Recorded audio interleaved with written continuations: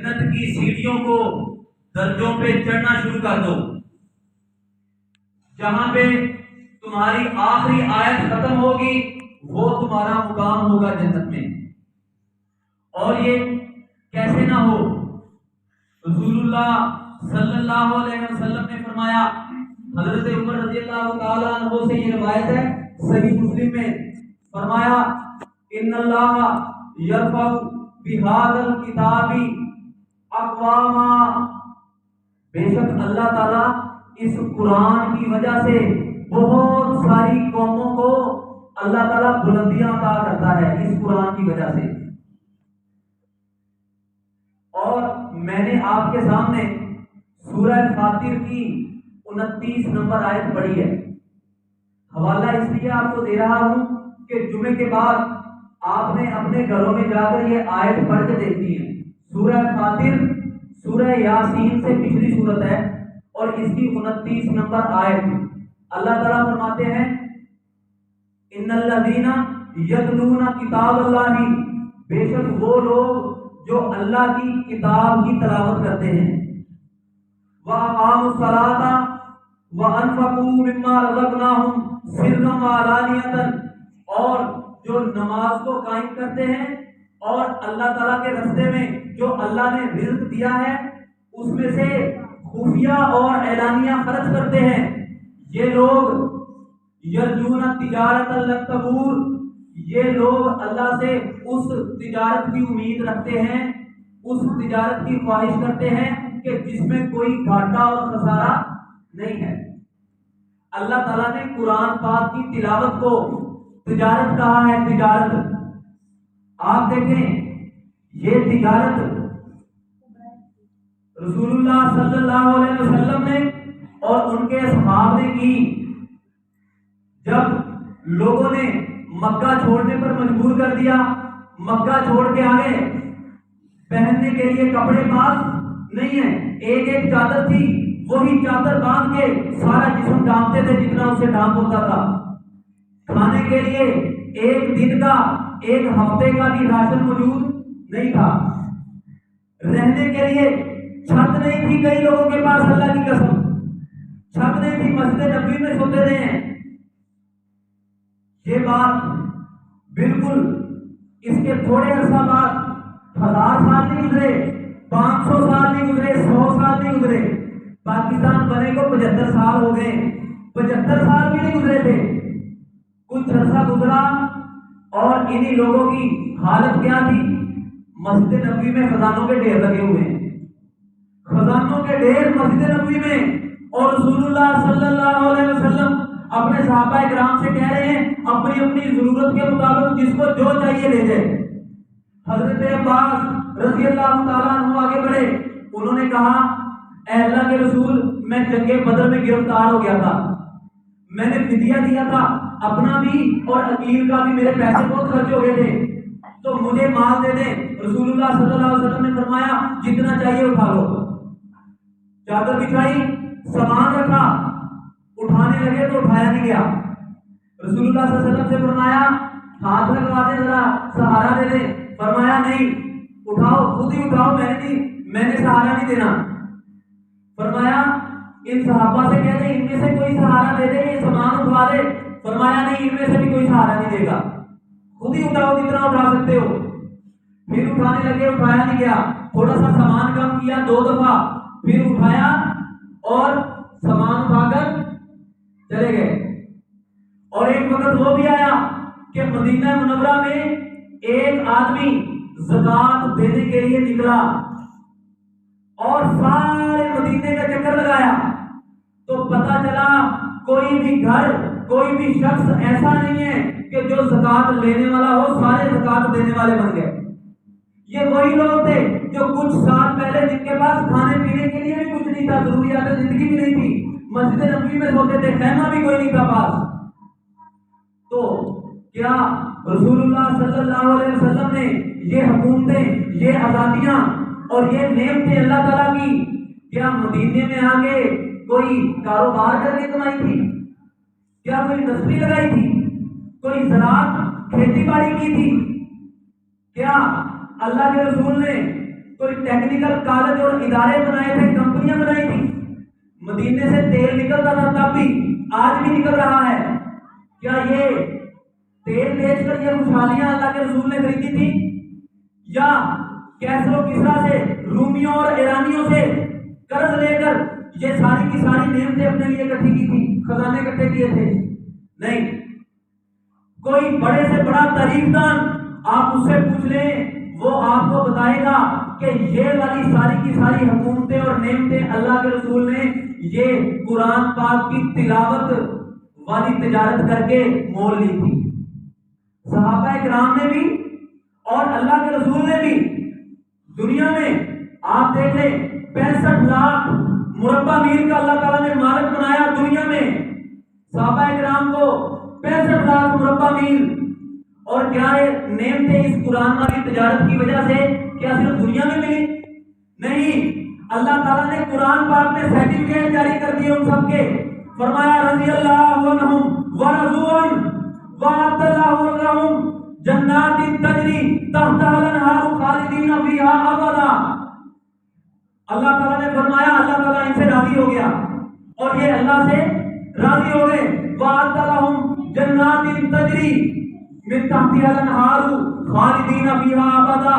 اور ان کے لیے اللہ تعالیٰ نے جنتیں تیار کر دی ہیں جن کے نیچے سے نہریں بہ رہی ہیں اور یہ اس میں ہمیشہ ہمیشہ رہیں گے. آپ بتائیں یہ ساری اللہ تعالیٰ نے حکومتیں اور خوشحالیاں اسی تجارت سے مسلمانوں کو نہیں دی تھی. یہ تجارت اللہ تعالیٰ نے قرآن کی تلاوت کو تجارت کہا ہے. آپ ایک اور حدیث پہ غور کریں، صحیح مسلم میں جا کے پڑھ لیجیے گا، 803 نمبر پر حدیث ہے، 803 صحیح مسلم میں. رسول اللہ صلی اللہ علیہ وسلم نے فرمایا تم میں سے کوئی بندہ یہ پسند کرتا ہے کہ وہ وادی بطحان یا وادی عقیق میں جائے. یہ مدینہ کی دو بڑی بڑی وادیاں ہیں، بڑی بڑی وادیاں، مین بازار، وہاں جائے اور دو اونچی اونچی کوہانوں والی اونٹنیاں اس کو مل جائیں، نہ اس کو کسی سے جھگڑا کرنا پڑے اور نہ چوری چکاری مال ہتھیانا پڑے، کوئی گناہ کا کام کرنا پڑے. تو صحابہ کرام نے عرض کی اے اللہ کے رسول کون یہ نہیں چاہتا؟ سب چاہتے ہیں. دنیا کی محبت تو اللہ تعالیٰ نے سب کے دلوں میں رکھی ہے. تو فرمایا تم میں سے کوئی صبح ٹائم مسجد میں کیوں نہیں آتا؟ مسجد میں آ کے وہ 2 آیتیں پڑھ لے. ایک حدیث میں لفظ ہے، یہی حدیث ابو داؤد میں بھی ہے. فرمایا مسجد میں آ کر وہ 2 آیتیں پڑھ لے. یہ 2 آیتیں پڑھنا اس کے لیے اونچی اونچی کوہانوں والی 2 اونٹنیاں خریدنے سے بہتر ہے. 3 پڑھ لے گا تو 3 سے بہتر ہے، 4 پڑھ لے گا تو 4 سے. جتنی آیتیں وہ پڑھے گا اتنی اونٹنیاں اس کو لینے سے یہ آیتیں بہتر ہے. 500 پڑھے گا تو 500 سے بہتر ہے. آپ کو سمجھ نہیں آئی اس حدیث کی؟ سمجھ نہیں آئی؟ میں سمجھاتا ہوں. آپ دیکھیں اونٹنیاں اونچی اونچی کوہانوں والی 2 اونٹنیاں اگر مل جائیں، 2 کی بات ہم کر لیتے ہیں، زیادہ کی نہیں کرتے. 2 اونٹنیاں ملیں تو وہ کتنے کی ہوں گی؟ تقریباً کم سے کم بھی لگائیں 4 لاکھ کی تو ہوں گی. جس بندے کو بغیر کوئی رشتہ توڑے، بغیر گناہ کا کام چوری ڈکیتی کیے بغیر 4 لاکھ روپیہ جس کو ایسے چاہتے مل جائے، اس کے پاؤں زمین پہ لگیں گے، وہ کتنا خوش ہوگا. اور ان اونٹنیوں کا فائدہ صرف دنیا میں ہے یا آخرت میں بھی ہے؟ دونوں جہانوں میں ہے یا صرف دنیا میں ہے؟ دنیا میں بھی ہے اور آخرت میں بھی ہے. دنیا میں کیسے ہے؟ دنیا میں یہ بندہ اس اونٹنی پہ سواری کر سکتا ہے، سفر کر سکتا ہے، اس کا گوشت اس کو پکا کے کھا سکتا ہے. دنیا میں فائدہ ہے یہ. اور آخرت میں اگر وہ بندہ اس اونٹنی کو اللہ کے راستے میں صدقہ کر دے تو آخرت میں بھی وہ اس کا فائدہ اٹھا سکتا ہے. اللہ تعالیٰ مسلمانوں سے قرض مانگتا ہے یا نہیں؟ اللہ کو ضرورت نہیں ہے. اللہ کس لیے مانگتا ہے؟ تاکہ وہ ہمیں لوٹائے. کتنے گنا کر کے اللہ تعالیٰ لوٹاتے ہیں؟ 10 گنا کر کے، 70 گنا کر کے، 700 گنا کر کے؟ نہیں، اللہ تعالیٰ اتنا کر کے لوٹاتے ہیں کہ دنیا کا کوئی کیلکولیٹر اس کی کیلکولیشن نہیں کر سکتا. آپ صحیح بخاری کی اس حدیث پہ غور کریں.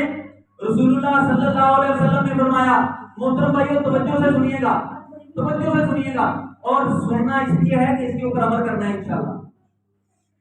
فرمایا رسول اللہ صلی اللہ علیہ وسلم نے، جو آدمی اپنی حلال کی کمائی میں سے ایک مٹھی صدقہ کرتا ہے، ایک مٹھی، صرف ایک مٹھی، اللہ تعالیٰ اس کو اپنے دائیں ہاتھ سے قبول کرتے ہیں، اور اللہ تعالیٰ اس ایک مٹھی کی پرورش کرنا شروع کر دیتے ہیں، جیسے تمہارا کوئی ایک گھوڑے کے بچے کی پرورش کرتا ہے، اور حتیٰ کہ وہ مٹھی اللہ تعالیٰ کے پاس احد پہاڑ جتنی اونچی ہو جاتی ہے، احد پہاڑ جتنی، احد پہاڑ جس نے دیکھا ہے اس کو اندازہ ہوگا، جس نے نہیں دیکھا اللہ تعالیٰ سب کو دکھا دے۔ احد پہاڑ 10.5 کلومیٹر لمبا ہے، 10.5 کلومیٹر چلتے جائیں، احد پہاڑ اتنا لمبا ہے، اونچا بھی ہے، چوڑا بھی ہے۔ دیا کیا تھا؟ صرف ایک مٹھی۔ ایک دنیا کا کوئی کیلکولیٹر ایک مٹھی کی اور اس احد پہاڑ کی کیلکولیشن کر سکتا ہے؟ یہ اللہ تعالیٰ انعام دیں گے آخرت میں اس چھوٹے سے صدقہ کرنے کا۔ اب اس حدیث پہ غور کریں، اس اونٹنی کا، یہ اونٹنی تو ایک مٹھی سے کہیں زیادہ ہے، اس کا اجر کتنا اللہ تعالیٰ قیامت والے دن دیں گے؟ تو یہ اونٹنیاں صدقہ کرنے سے بھی بہتر ہے۔ 2 آیتیں سیکھ لینا، اب آپ کو سمجھ آئی ہوگی اس حدیث کی، صرف 2 آیتیں۔ آج میں نے جمعہ میں خطبے میں سورہ فاطر کی کون سی آیت پڑھی؟ آیت نمبر 29۔ ایک آیت آج ہم یہ سیکھ لیں گے نا، انشاءاللہ ایک اونٹنی لینے سے زیادہ ہمیں اللہ تعالیٰ اجر دے دیں گے۔ اچھا، آپ کہیں گے کہ یہ قرآن کی تلاوت اللہ تعالیٰ کا وعدہ ہے کہ یہ تو تجارت ہے، اور ایسی تجارت ہے کہ جس میں گھاٹا اور خسارہ نہیں ہے، یہ اللہ تعالیٰ نے کہا ہے، قرآن کی بات جھوٹ ہو سکتی ہے؟ نہیں، اللہ تعالیٰ کا یہ وعدہ ہے۔ اچھا، یہ اگر قرآن کی تلاوت یہ تجارت ہے اور اللہ تعالیٰ اسے ہمیں حکومتیں بھی دے دے گا، آزادیاں بھی دے دے گا، ہر چیز دے دے گا، تو پھر ہمیں تو پاکستان بنائے 75 سال ہو گئے ہیں، 75 سال پاکستان بنائے ہو گئے ہیں، ڈیلی ہم تو تلاوتیں کر رہے ہیں، ڈیلی تلاوتیں ہوتی ہیں یا نہیں؟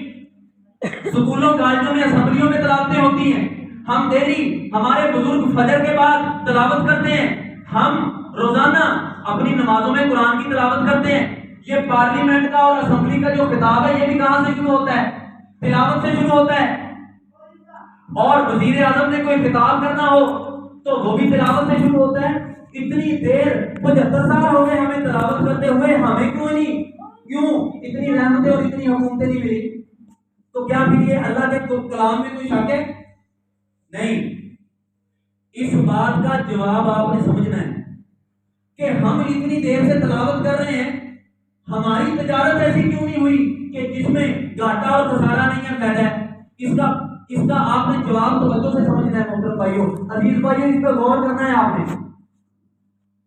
اس کا جواب یہ ہے کہ ہم جو 75 سالوں سے یا اس سے بھی پہلے سے تلاوت کر رہے ہیں نا قرآن پاک کی، یہ تلاوت وہ تجارت، وہ تلاوت ہے ہی نہیں جس کو رب العالمین نے تجارت کہا ہے۔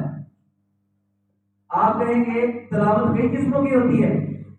تلاوت ہاں جی کئی قسموں کی ہوتی ہے، تلاوت کئی قسموں کی ہوتی ہے۔ ہم کون سی تلاوت کرتے ہیں؟ ناراض نہیں ہونا، صرف آپ کی بات نہیں کر رہا، ہم کرتے ہیں میاں مٹھو والی تلاوت۔ میاں مٹھو والی، میاں مٹھو کو جو ہم جملہ رٹا دیتے ہیں، وہ رٹ لیتا ہے نا؟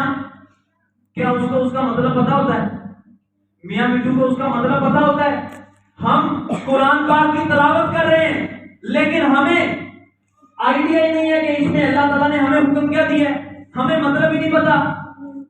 یہ ہے میاں مٹھو والی تلاوت۔ میں نہیں کہتا اسے اجر نہیں ملتا، اجر ملتا ہے، لیکن یہ وہ تلاوت نہیں ہے جس تلاوت کو اللہ تعالیٰ نے تجارت کہا ہے۔ اور اللہ کی قسم اٹھا کے کہتا ہوں، اللہ تعالیٰ نے صرف اس تلاوت کے لیے قرآن نازل بھی نہیں کیا۔ اللہ نے کس تلاوت کے لیے کیا ہے؟